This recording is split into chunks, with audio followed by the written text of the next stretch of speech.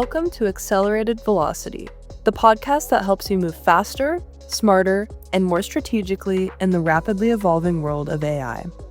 We'll break down the latest AI news and innovations and explore how they impact your marketing, sales, and business growth. We'll dive into practical use cases, unpack new tools, and cut through the noise so you and your team can adapt with confidence. I'm Grace Matthews, Director of Content at Inbound AV, a business development agency and HubSpot solutions partner dedicated to driving sustainable business growth. Each week, I'll be here with Peter Malik, our CEO and founder. Join us as we make sense of what's changing and what to do about it. Welcome to episode 2 of Accelerated Velocity. This is Grace here with Peter Malik. Hey, Grace. How are you doing? I'm good. A little bit under the weather today, so if you hear sniffles, my apologies, but I'm glad to be here. Yeah, the important thing is that you're here. Last week was our first episode, so I just wanted to start by saying thanks to everybody who tuned in. We talked about how to start adjusting your business development strategy to respond to AI, and we also touched on the idea that many AI companies are developing models with increasing sophistication and increasing capabilities very quickly. So thinking about how to adapt to that and what that means for your business strategy. Peter, do you want to kind of narrow in on that a little bit today? Yeah, so what we decided we wanted to talk about today is basically how to get stuff shipped in AI. And that's coming from the perspective of if you keep an eye on developments in AI, and I watch way too many YouTube videos from AI creators, and I see multiple times a week now the new groundbreaking product that's going to be a game changer. And is it going to be a game changer? Well, amazingly enough, in many cases, it might be. But from the perspective of you and your company and what you want to get out of AI in order to fine-tune processes, to save time, to save money, to help with prospecting, to help with organizing your day. And I could go on with the list, obviously, but paying attention to the latest game changer, bright, shiny object is really not going to get you to your goal. And so we're of the thought that you need to focus on getting to your goal so that this new technology, which absolutely isn't moving ahead at light speed, it absolutely is, but this new technology can help you today. And so focusing in on one plan of action to move yourself forward and get what will start to help you. And this is going to be an iterative process. It's going to be a process that could literally be ongoing forever as capabilities change, as your needs change, as your competition changes. But the bottom line is focus on getting the work done and don't be distracted by every new bright, shiny, game-changing object. I completely agree that there's a lot of hype to wade through. And it's interesting, because there are all these developments coming out on a weekly basis that are going to make a big impact on how we interact with AI. But I think it's also important to notice that when people talk about a lot of these, quote, game changers, they're not necessarily ready for prime time yet. I've seen a lot of hype around Manus this week, for example. And yeah, does it perform some amazing tasks? Of course. But the access is a little bit limited. I believe users get a few executions per day on the platform. So it's also, I think, important to consider that that's not going to upend your entire daily operations right now, right? So where do you find that balance of like investing in those tools that are ready right now that are going to help your workflows, help your prospecting, help your business development? Yeah, no, a totally valid point. And, taking our company as an example, we have a long wish list of things that we want to build with AI for our company and for extension for our clients and future clients. But we can't do it all at once. And it's just it comes down to a matter of bandwidth. And it comes down to, like many things in life, sort of triaging the situation to what's going to help us now. What's the burning desire, or what's the pain point that you're experiencing in your business?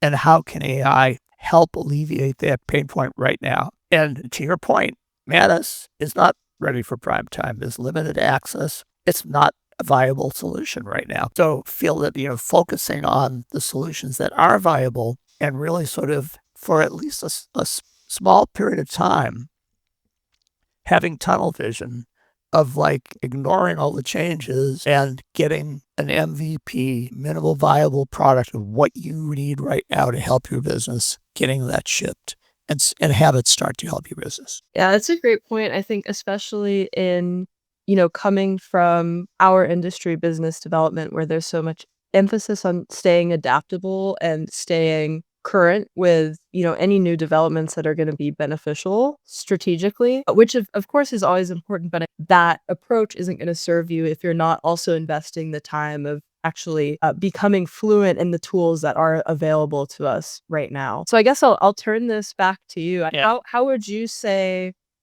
we could start differentiating right now between AI tools that are truly going to help your business development efforts and then those that might weigh you down? Well, I think that in a large sense, it comes down to the platforms that are fully functional who are moving ahead very quickly also. So, for instance, Gemini 2.5 brings a whole host of new capabilities within the last couple of weeks. And also, so Google released a bunch of interesting things. They released Firestore Studio this week, and Firestore is a database product if you're not familiar with it. But Firestore Studio automates and uses AI to actually do coding within the Firestore ecosystem. So something like that may be something you're waiting for and something that you want to put into use right now. And I think it's also worth mentioning that learning Gemini or even learning ChatGPT to a particular depth is not necessarily something that you have to do. Again, if you're a company that has a particular pain point, let somebody who actually is in the AI world build for that particular pain point. In other words, it's not all about you necessarily having to spend a bunch of time and experiment with Gemini, for instance, but let a company, a consultant, help you build what needs to be built proprietarily.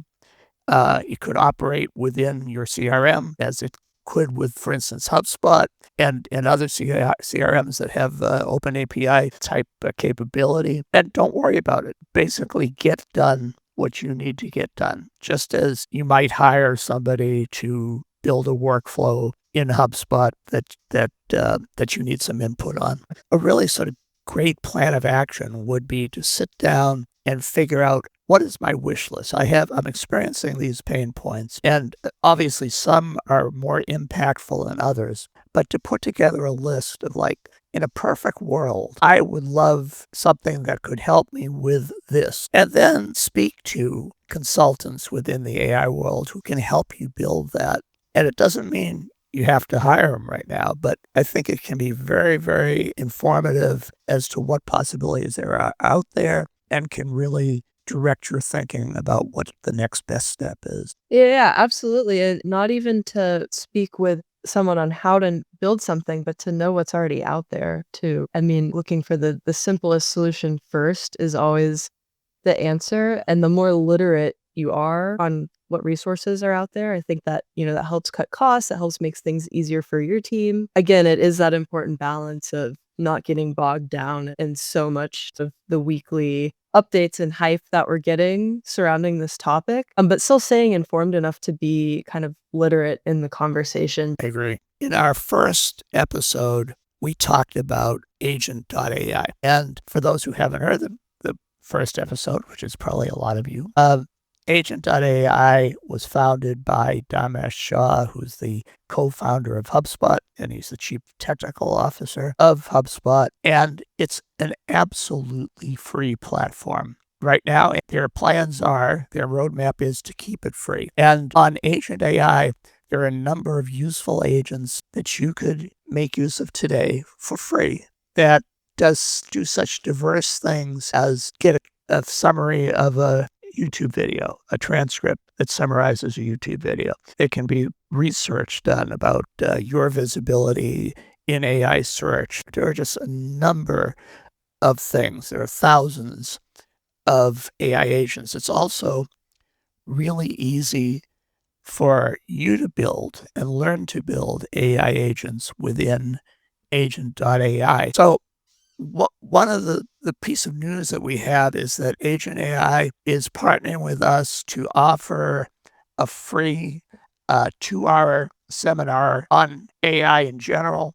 and then also on Agent AI in specific. And so it's kind of broken down into 2 sections. And the first section is basic information about AI and really could be extremely helpful for team members who are still not as versant and knowledgeable, but are interested in learning about AI. And the second section is where everybody who attends this seminar is broken up into groups, breakout rooms, where as a team you build your first AI agent. And so this is available to any company that is interested in it, quite frankly. And we're partnering with them and have a number of them coming up already set with some of our clients and a couple other companies. But this is an invitation that if you're interested in exploring this for your company, your team, please reach out. Contact information and more details about this will be in the show notes. But it's a great opportunity to, if nothing else, sort of level up your team so that people are more versant in this new world. It's been, we did it for our team, Grace, and maybe, you could speak on that just for a second. Yeah, absolutely. I was gonna say, from my perspective in our first, mini project with Agent AI, I didn't necessarily make a very useful AI agent. We came up with a lot of goofy stuff to understand how it worked on the back end. And I think this goes to your point earlier, Peter, of you don't necessarily have to become fluent in doing this kind of stuff. But what I noticed was that once I understood how it worked on the back end, I started connecting some common pain points that I have and understanding how I could potentially solve that with an AI agent. And do I necessarily have all of the skill set to implement that on my own? No, but it does kind of, having that engagement with those sort of tools helps to understand how you can tackle real pain points that you might be facing. And so to give a further example of that, I know at Inbound AV, we're now developing a number of our own AI agents just to use internally, and we're collaborating on it. So again, I might not be able to implement, the email inbox agent that I want to use all on my own, but understanding what the possibilities were from the back end was a really helpful starting point to get the ball rolling with that. Yeah, I think it's an example of unexpected benefits. Something that's really, in many ways, kind of basic, but still, it just really gives you a framework to expand from. I want to mention a couple other interesting resources that we access. So there's a Chrome extension that will make your default landing page daily.dev. And daily.dev is an aggregator of various tech-focused articles, news, etc. And I found that that's a really great way to sort of keep up with things that are changing where you don't have time to be going out and visiting a particular website every day. It's like you open up a Chrome tab and there's maybe something that catches your eye, and it's a really low-hanging fruit way of getting some idea or even commentary on stuff that you're interested in. And so I think that's a really interesting and productive way to keep up to date without, having to spend half your day on YouTube. I think that's a great point. And this is a bit of a pivot, but it brought to mind this idea that with any tools that you're bringing on, to optimally have opportunities for integration, there's this age-old issue of so many great apps to use and your tech stack kind of spirals out of control. And how do you streamline that, or how do you centralize it? So I think that's something to think about with AI agents as well, as people are maybe adapting more AI agents into their daily workflows. And I know that's different than thinking about aggregated news, but it just kind of reminded me of this idea of like, how can you cut down on the time that you're investing in this stuff by kind of centralizing your efforts. Peter, unless you want to add anything else, I think that concludes this week's episode of Accelerated Velocity. I think we're at a perfect place to say goodbye for now, and we will be back next week. Yeah, and I hope this helps cut through some of the AI hype and gives a clear picture on how to really move the needle for your business with AI. If you're enjoying the show and you want to keep up with how AI is reshaping business development, marketing, sales, Make sure to give us a follow wherever you get your podcasts. And if you learned something new and you appreciate what we're doing, a review would be great as well. Thanks, everybody. See you next week. Thanks for listening.